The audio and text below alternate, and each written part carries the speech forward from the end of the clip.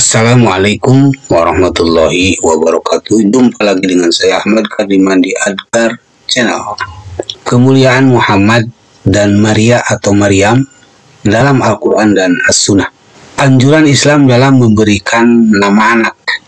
Islam tidak mewajibkan umat Islam memilih nama tertentu seperti nama Arab atau non-Arab untuk anak-anak mereka. Nama ini diserahkan kepada orang tua. Namun pilihan ini harus memenuhi aturan tertentu. Selain itu, juga harus memastikan nama yang digunakan adalah nama yang baik, karena nama adalah cerminan dari keyakinan, etika, dan kepribadian seseorang. Nabi Muhammad SAW bersabda, "Kamu akan dipanggil pada hari kebangkitan dengan namamu dan nama ayahmu, maka milikilah nama yang baik." Hadis riwayat Abu Daud. Untuk memiliki nama yang baik, aturan-aturan tertentu harus dipenuhi. Di antaranya tidak boleh menunjukkan jejak-jejak syirik atau asosiasi yang menyekutukan Allah, misalnya Abdul Ka'bah, Abdul Nabi, atau Abdul Husain, hamba Ka'bah, hamba Nabi, hamba Husain. Karena kita semua adalah hamba Allah saja. Hal itu supaya tidak dibenci atau memalukan bagi anak dan orang-orang di sekitarnya. Seperti mereka yang menunjukkan ejekan, kejahatan, penindasan, atau ketidakberhargaan diri. Dalam hal ini, Nabi SAW mengubah nama yang buruk beberapa sahabat menjadi baik. Misalnya dia mengubah nama seorang wanita dari Qalilah yang artinya sedikit menjadi Katsiroh, banyak. Dan nama lain dari Asyah, pendosa, menjadi Jamilah yang cantik.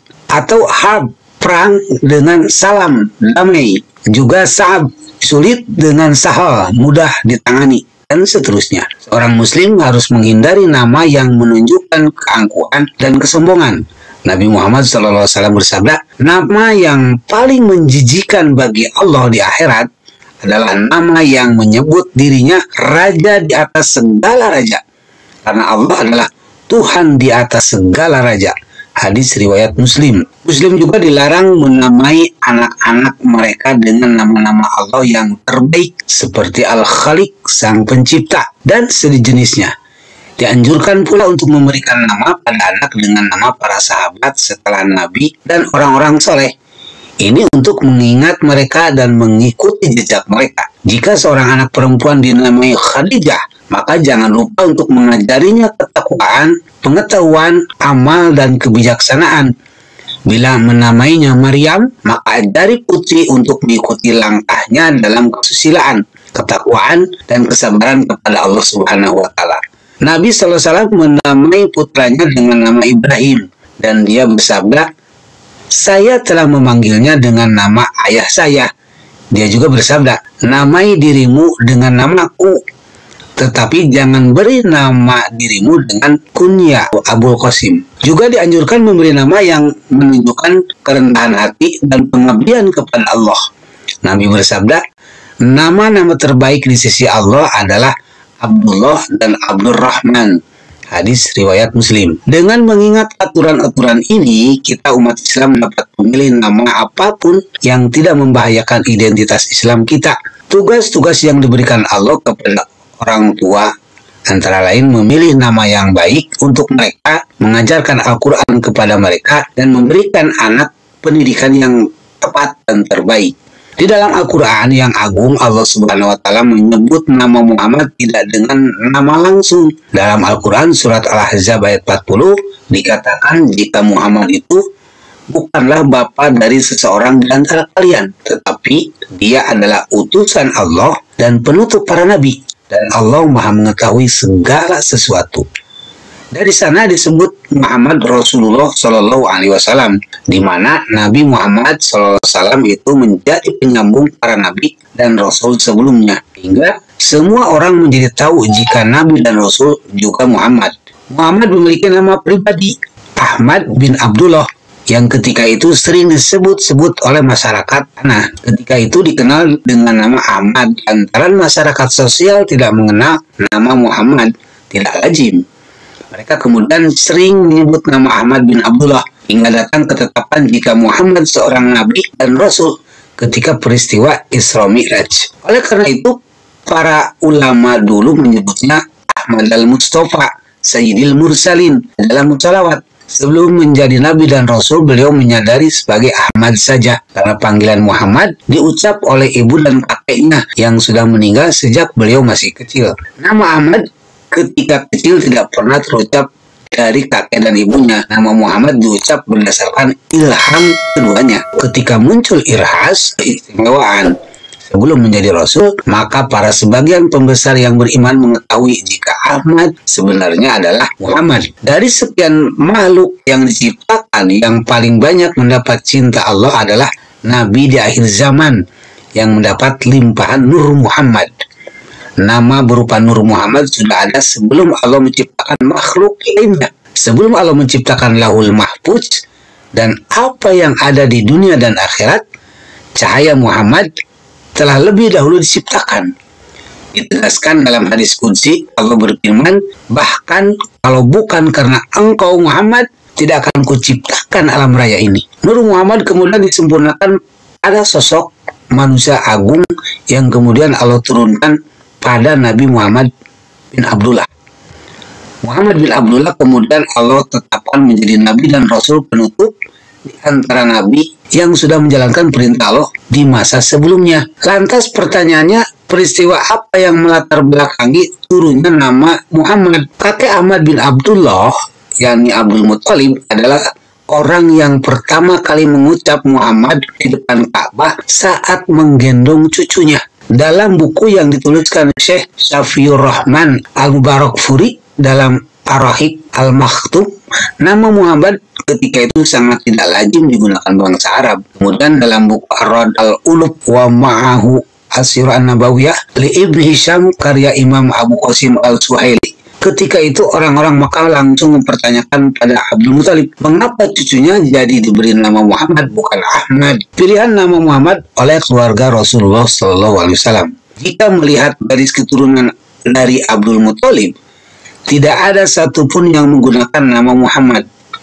Abdul Muttalib hanya menjawab, dengan diberi nama Muhammad, kelak seluruh penduduk bumi memujinya. Dari kaidah bahasa Arab, Muhammad merupakan maf'ul yang memiliki arti manusia yang terpuji, sedangkan kata Ahmad merupakan fi'il yang memiliki arti saya memuji. Susunan huruf Muhammad, kata Imam Syamsuddin As-Safari, adalah memiliki keistimewaan tersendiri. Nama Muhammad memiliki susunan 4 huruf sesuai dengan lafzul jalalah. Selain itu, Allah kepada Nabi Muhammad SAW memberikan kitab suci terakhir, yakni mujizat teragung sepanjang masa. Saking besarnya cinta Allah di dalam Al-Quran dituliskan nama Nabi Muhammad SAW tidak pernah langsung dengan menyebut namanya. Panggilan Allah pada Nabi Muhammad dalam Al-Quran berbeda dengan panggilan pada Nabi dan Rasul terdahulu. Dalam surat Al-Baqarah ayat 35 dikatakan, hai Adam, tinggallah kamu dan istrimu dalam surga. Dalam surat Hud ayat 48 dikatakan, hai Nuh, turunlah dengan selamat, sejahtera dan penuh keberkahan dari kami untukmu. Dalam surat As-Saffat 104-105, hai Ibrahim, sungguh engkau telah membenarkan mimpi itu dengan engkau melaksanakannya. Sesungguhnya demikianlah kami memberi balasan kepada orang-orang muhsin. Sementara untuk Nabi Muhammad, Allah memanggil Nabi Muhammad lalu memanggil dengan panggilan yang mesra. Dalam surat Al-Anfal ayat 64, duhai Nabi, cukuplah Allah penolong, pembimbing, dan menjadikan segalanya bagimu dan bagi orang-orang mukmin yang mengikutimu. Dalam surat Al-Maidah ayat 67 dikatakan, duhai Rasul, sampaikanlah apa yang telah diturunkan kepadamu dari Tuhanmu. Dalam surat Al-Muzammil, duhai orang yang berselimut. Selain itu, di dalam Al-Quran, kata Muhammad hanya 4 kali disebut. Dari keempatnya selalu dibarengi dengan kedudukannya. Dalam Quran surat Al-Fat ayat 29, Muhammad adalah utusan Allah. Dalam Quran surat Al-Imran ayat 144, Muhammad tidak lain hanyalah seorang Rasul. Sungguh telah berlalu beberapa Rasul sebelumnya. Sedangkan dalam Quran surat Al-Ahzab ayat 40, Muhammad bukanlah bapak dari laki-laki kalian, tapi beliau adalah utusan Allah dan pemungkas para nabi. Dalam Quran surat Muhammad ayat 2, orang-orang yang beriman dan beramal soleh serta beriman kepada apa Al-Quran yang telah diturunkan kepada Muhammad, dan itulah yang hak kebenaran sempurna dari Tuhan pemelihara mereka. Allah menghapus dosa-dosa serta memperbaiki keadaan mereka. Tentang penyebutan nama Muhammad oleh Abdul Muthalib dan Aminah, ternyata tidak begitu saja terucap dari lisan Abdul Muthalib. Dalam buku Sirah Nabawiyah dari Ibnu Hisham, ada riwayat yang menyebutkan jika malaikat Jibril pernah mendatangi Siti Aminah. Malaikat Jibril mengatakan kepada Siti Aminah, jika di dalam rahimnya sedang ada janin yang akan menjadi seorang pemimpin umat. Yaitu Aminah mendapat perintah agar menjaga janin di dalam kandungan, seraya memohon pertolongan kepada Allah agar terlindung dari tiap kejahatan dan orang-orang yang hasud. Ketika itu malaikat menyuruh Aminah untuk menamai bayi itu dengan nama Muhammad. Penjelasan lain merujuk pada Imam Abu Qasim Al-Suhaili dan Imam Al-Suhaili. Kakek Rasulullah memperoleh nama Muhammad berdasarkan mimpi yang datang kepadanya. Abdul Muthalib dalam mimpinya melihat rantai dari emas keluar dari punggungnya. Rantai emas itu memiliki ujung yang menyebar ke langit, bumi, timur dan barat. Dalam rangkai rantai menjadi pohon di mana setiap daunnya mengeluarkan cahaya, dan penduduk bumi di barat dan timur semuanya tergantung kepadanya. Dari mimpi itulah Abdul Muthalib menafsirkan kelak cucunya menjadi seorang anak yang akan diikuti manusia dari timur dan barat. Beralih kepada Al-Quran sangat memuliakan Bunda Maria atau Siti Maryam. Bunda Maria atau Maryam adalah perempuan agung yang paling sering disebut namanya dalam Al-Quran. Kan ada sebuah surat yang dinamai dengan namanya, yaitu surat Maryam. Dalam perspektif Islam, Bunda Maria atau yang lebih dikenal dengan nama Maryam binti Imran adalah salah satu dari 4 perempuan agung yang pernah hidup di dunia. 3 lainnya adalah Asiyah binti Muzahim, istri Firaun, lalu Khadijah binti Khuwailid, istri dari Nabi Muhammad SAW, dan Fatimah putri Rasulullah, putri Nabi Muhammad SAW. Maryam adalah satu-satunya wanita yang paling sering disebutkan namanya dalam Al-Quran. Selain itu, Maryam juga menjadi wanita yang Allah jamin kesucian dan kehormatannya.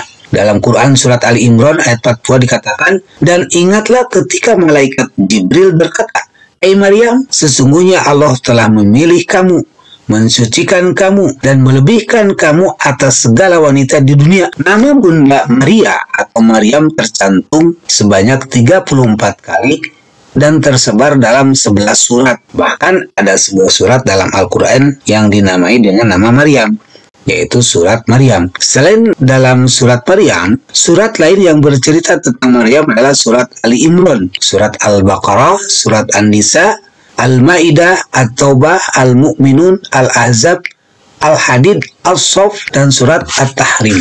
Garis keturunan Maryam. Bunda Maria atau Maryam adalah seorang perempuan mulia yang terlahir dari garis keturunan yang juga mulia, yakni keluarga Imran. Dari keluarga Imran inilah lahir keturunan-keturunan soleh yang banyak menjadi para nabi. Paman Maryam juga merupakan seorang nabi, yakni Nabi Zakaria, yang anaknya juga diangkat menjadi nabi, yakni Nabi Yahya. Bahkan keluarga Imran juga menjadi salah satu nama surat dalam Al-Quran, yakni surat Ali Imran.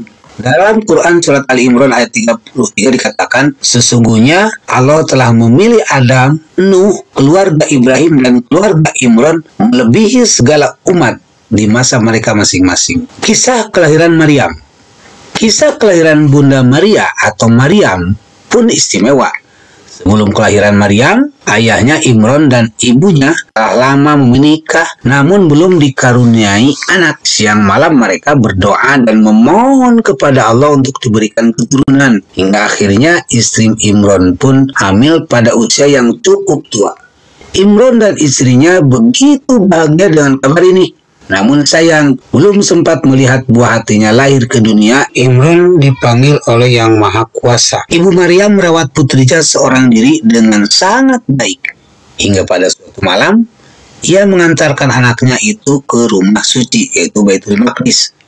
Ibu Maryam menyerahkan anaknya untuk mengabdi di jalan Allah, sesuai janji yang ia dan suaminya pernah ucapkan.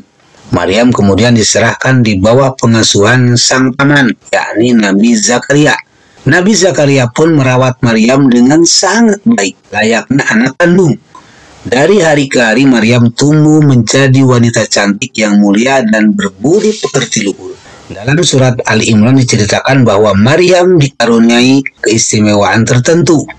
Setiap Nabi Zakaria memasuki mihrab atau tempat berdoa di mana Maryam mengasingkan diri untuk beribadah, ia akan menemukan makanan di sisi Maryam.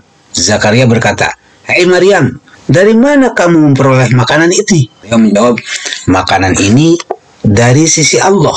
Sungguh Allah memberi rizki kepada siapa yang dikehendakinya tanpa hisab." Quran Surat Al-Imran ayat 37. Maryam, ibu Nabi Isa. Bunda Maria atau Maryam adalah seorang perempuan yang taat, sabar, dan selalu bertakwa kepada Allah. Karena ketaatannya itulah kemudian Allah memilihnya untuk menjadi ibu dari Nabi Isa. Namun Maryam mengandung Nabi Isa tanpa seorang suami, melainkan Allah tiupkan ruh Nabi Isa ke dalam rahimnya. Dan ingatlah, Maryam binti Imran yang memelihara kehormatannya, maka kami tiupkan ke dalam rahimnya sebagian dari ruh ciptaan kami, dan dia membenarkan kalimat Rabb-nya dan kitab-kitabnya, dan dia adalah termasuk orang-orang yang taat. Surat At-Tahrim ayat 12. Saat mengandung Nabi Isa, Maryam mendapatkan tuduhan dusta dari kaum Bani Israel.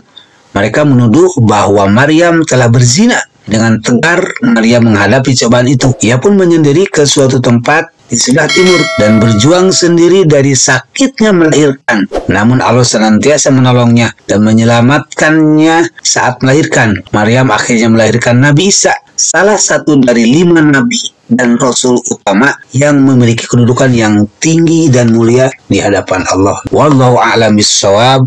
Assalamualaikum warahmatullahi wabarakatuh.